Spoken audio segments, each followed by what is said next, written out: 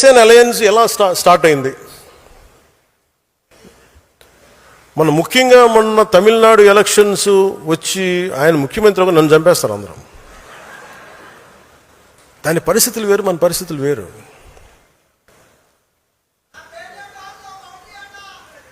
ఏంటంట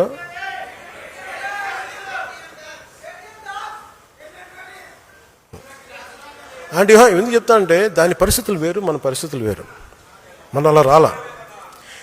నేను ఒక పార్టీని ప్రజలకి మార్పు తీసుకురావాలన్న దాంట్లో వచ్చాను. నేను గద్దర్ గారిని చూసాను దగ్గరుండి, నక్సలిజంని చూసాం. ఒక ఆశయాన్ని నమ్మి వెళ్ళిపోయి చాలా బలమైన యువత చనిపోతే చాలా బాధ కలిగింది. అంటే ఒక భావజాలాన్ని తీసుకెళ్లేటప్పుడు పదవులు వీటన్నిటికంటే కూడా భావజాలాన్ని పట్టుకోవాలని ఒక దాంతో దాకా తీసుకొచ్చాను.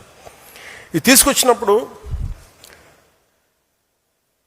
అంటే నేను ఇక్కడ ఉన్న నాయకులందరూ ఉన్నారు. మీ అందరికీ మొన్న ఎలక్షన్ తర్వాత మీ అందరూ ఒక మైండ్లో ఒకటి ఉంది.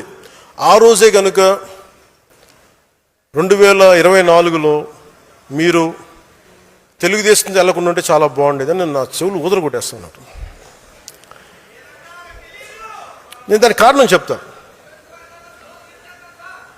అంటే నేను చాలా ఆలోచించి తీసుకున్న నిర్ణయం. 2019లో వెళ్ళాం. వాటన్నిటితో పాటు నాకు ఆ రోజు చాయిస్ ఉండింది ఒంటరికి వెళ్ళడానికి.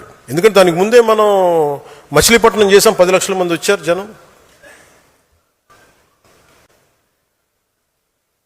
ఇంకా కష్టపడి పని ఆయనతో నాకు ఆయన కొన్ని అంశాలను నేను కొన్ని విభేదించి ఉండొచ్చు. కొన్ని అంశాలతోటి నేను కూర్చోబెట్టి మాట్లాడుతాను ఈ రోజుకి.